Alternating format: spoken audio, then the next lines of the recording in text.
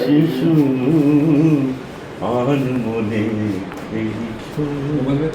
প্রলয় সৃষ্টি তব পুতুল খেলা নিরজনে প্রভু নিরজনে খেলিছ।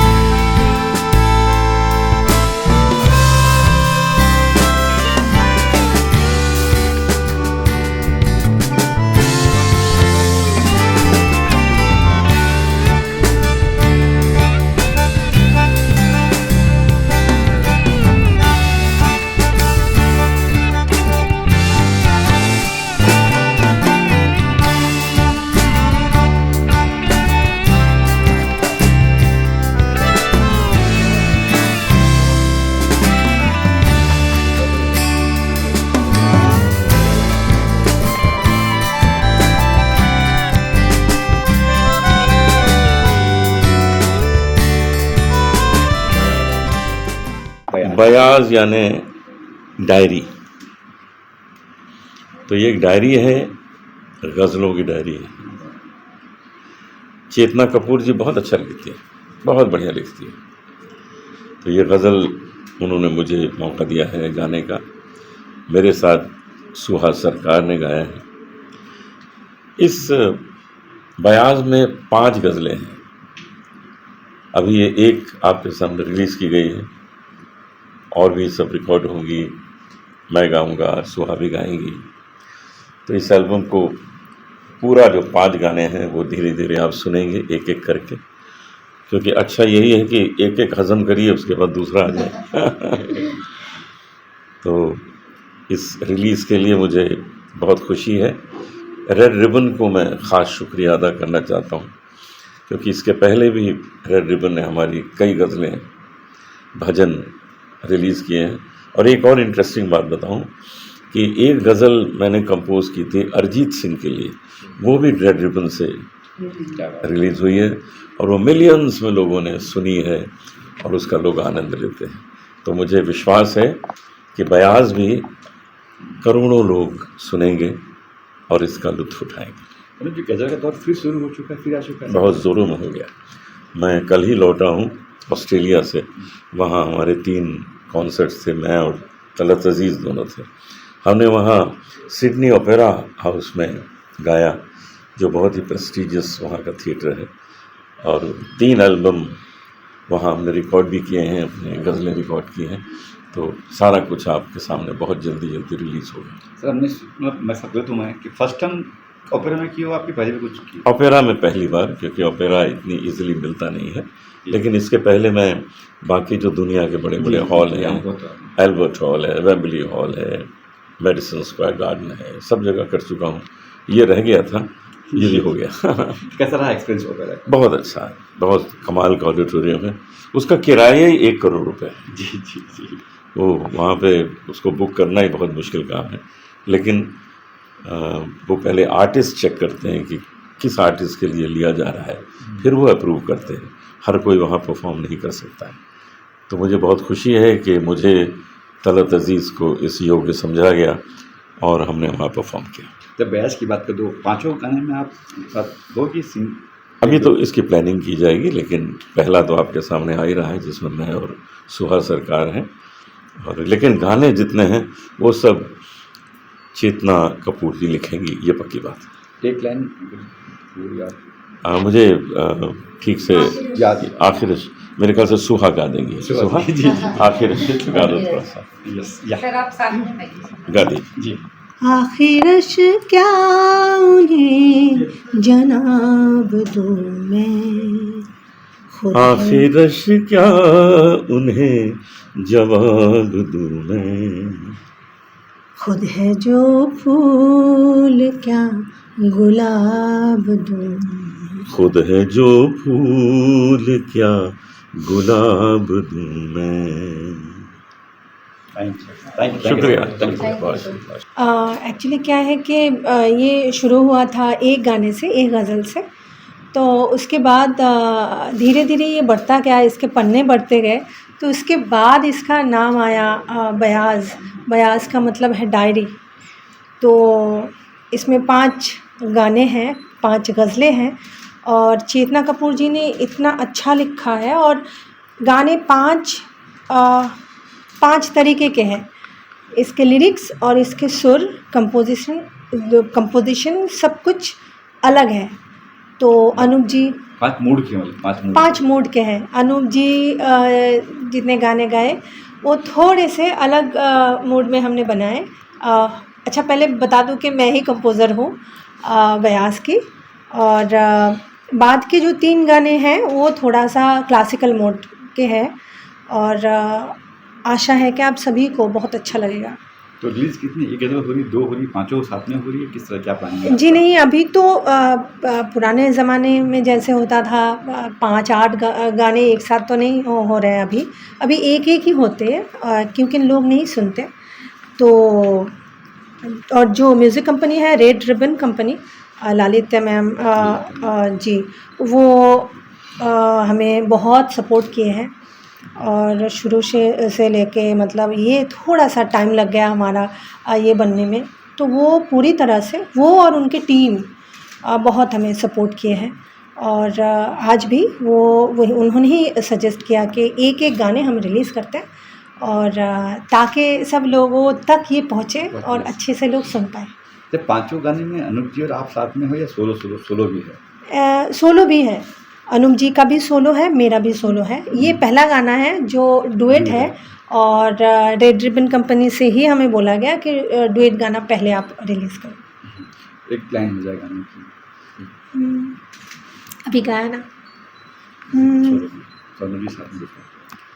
आखिरश क्या उन्हें जनाब दूं मैं, खुद है जो फूल क्या गुलाब दूं मैं, बहकी बहकी सी बातें करते हैं, उस पे कहते कोई जवाब दूं मैं, आखिरश क्या उन्हें जनाब दूं मैं, खुद है जो फूल क्या गुलाब दूं मैं।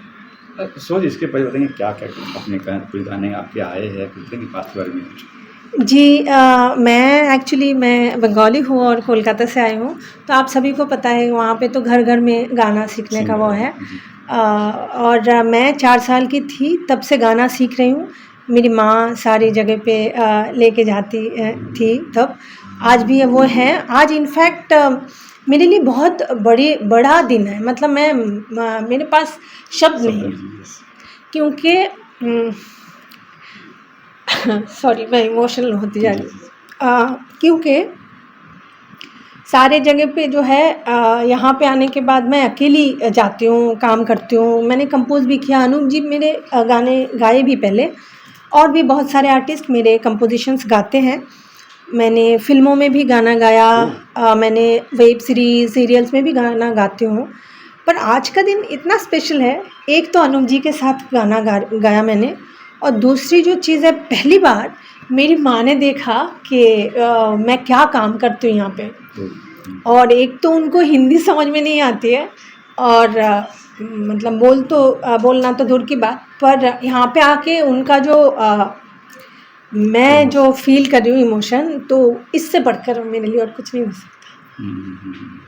ये प्रेरणा स्रोत मम्मी से प्रेरणा मिली है गाने की, या फिर किस तरह से? जी, मम्मी से। आप मतलब मम्मी नहीं होती तो हम माँ बोलते हैं, माँ नहीं होती तो गाना शायद सीख नहीं पाती ऐसे। जर्नी ऐसे नहीं होती, कुछ अलग ही होती। पर मैं जब से पैदा हुई हूँ, बात करने से पहले से मैं गाना गाती थी। और अजीब सी बात है, एक बहुत ही जिस जगह से मैं हूँ वहाँ पे हिंदी का ऐसा कुछ चलन नहीं है, फिर भी मेरे घर के बगल में एक मस्जिद है, वहाँ पे अज़ान होता था, अभी भी होता है। तो वो अज़ान मेरे लिए मेरा पहला गाना था। मैं चिल्ला के गाती थी, सब लोग हंसते थे, फिर भी मैं टॉयलेट जाती, मैं कहीं पे भी वो अज़ान ही गाती थी। और कोई भी गाना मुझे सुनाई देता था तो मैं वही गाती थी। शब्द गलत हो पर सुर सही होते थे और ताल। उसके बाद मेरी माँ मेरी माँ भी देख रही है, मैं बोल रही हूँ तो बाद में पूछेंगी क्या क्या बोला मैंने। तो में आता है? हाँ, हाँ। तो उसके बाद मेरी माँ मुझे लेके गई सिखाने के लिए। तब मेरी हारमोनियम में मेरा हाथ भी नहीं जाता था, तो मेरी माँ बजाती थी। तो ये है मेरी जर्नी। वहाँ पे मैंने मास्टर्स किया म्यूज़िक में, भजन और क्लासिकल सब कुछ सीखा। मास्टर्स मैंने क्लासिकल में ही किया। यहाँ पे आने के बाद 2006 से मैं उस्ताद गुलाम अली खान साहब के पास मुझे सीखने का मौका मिला। 6 साल उनके पास सीखा मैंने। उसके बाद रीता गांगुली जी के पास मैंने सीखा, जो कि बेगम अख्तर जी की शागिर्द हैं। उसके बाद पटना में सीताराम सिंह जी हैं, उनके पास भी मुझे सीखने का मौका मिला। यहाँ पे आने के बाद मैं संपर्क में आई अनूप जी की। अनूप जी से इतना प्रेरणा मिली मुझे, वो सिर्फ गाना सीखने में नहीं और भी जीवन दर्शन में। तो वो अनूप जी मेरे लिए पारस जैसे हैं। मतलब मुझे लगता है वो ऐसे पारस है जिनको भी छू लेते हैं वो ना लोहे से सोना बन जाते हैं। तो मेरे लाइफ में सच में अनूप जी पारस है। तो अभी 5 तो गज़ल आ ही रही है, बात नेक्स्ट उसके बाद कुछ प्लानिंग किए हो कुछ? सर इसके बाद मेरे और भी गज़ल के एल्बम्स आ रहे हैं। गज़ल भजन के भी आ रहे हैं, सॉरी। हाँ, मैं बहुत मुझे बहुत अच्छा लगता है गज़ल भजन ये सब गाना। भजन और गज़ल दोनों के ही एल्बम्स आ रहे हैं। मैं भी कोलकाता से हूँ। मेरा सफ़र भी, मेरी ज़िस्त का सफ़र भी वहीं से शुरू हुआ। और उसके बाद जो टर्न लेके यूपी में आ गया। यूपी में आने के बाद मैंने महसूस किया कि माँ शारदे की कृपा मेरी कलम पे है और मैंने सृजन का आनंद उठाना शुरू किया। कुछ समय बाद लखनऊ के शहर की अदबी हवा और नज़ाकत ने मेरी जहन को गज़लों की ओर आकर्षित किया और उसको फिर मैंने आत्मसात किया। तो कविता, कहानी, स्टोरीज़ के साथ साथ नाजुक जिसे कहते हैं नाजुक गज़ल भी का राब्ता भी मेरे साथ हो गया। और मैं इसके लिए मुझे हमारे उस्तादों ने, जिसमें भूपेंद्र सिंह लखनऊ के उस्ताद हैं, भूपेंद्र सिंह होश सर जी, उन्होंने भी मुझे गाइड किया और मेरे इस हुनर को तराशा। और उसके बाद फिर मेरी मुलाकात सोशल मीडिया से सुहा जी से हुई और सुहा जी ने जब शफ़क़ की डायरी में झांका तो उन्हें लगा कि इन गज़लों में खनक है। उन्होंने सुरों में उन्हें बांधना चाहा और तुतुल सर जी ने अपने खूबसूरत म्यूज़िक के साथ उसकी झनकार को, उसकी बीट्स को बढ़ा दिया। यहाँ से हमारी मुलाकात, हमारे सफ़र में अनूप जी का साथ मिला, सानिध्य मिला। अनूप जी के बारे में मैं क्या कहूँ, सारी दुनिया ही जानती है। वो गायकी के बादशाह हैं और उनका ये आशीर्वाद जो उन्होंने मेरी गज़लों को दिया, जो उन्होंने मेरी गज़लों में गाया, उनकी गायकी, उनकी बेहतरीन अंदाज़ गाने का, ये सारी चीज़ें मिला के आज मेरी गज़ल उस खूबसूरत मोड़ पर है जहाँ मुझे सोच के बहुत खुशी हो रही है। और मतलब मैं अनूप जी का भी जितना शुक्रिया अदा करूँ कम है। ये उनकी दरियादिली है कि उन्होंने मेरी गज़लों में अपनी गायकी और मंझी आवाज़, दिलकश अंदाज़ के साथ में प्राण फूके, जी मेरी गज़लों की रूह को छुआ। और उसके बाद फिर ये रेड रिबन कंपनी के साथ और मीडिया के साथ जब इस सफ़र का संयोजन हुआ, ये सफ़र में सारे लोग मिले, तो मुझे लगता है मेरी गज़लों का सफ़र जो है वो खूबसूरत ही नहीं, तवील भी है, जो एंटरटेनमेंट की दुनिया के मज़बूत हाथों में है और मीडिया के सशक्त हाथों में है। मैं सिर्फ गज़ल ही नहीं लिखती हूँ, मैं भजन, गीत, कहानियाँ और भविष्य में स्क्रिप्ट राइटिंग भी करना चाहूँगी। क्या बात है।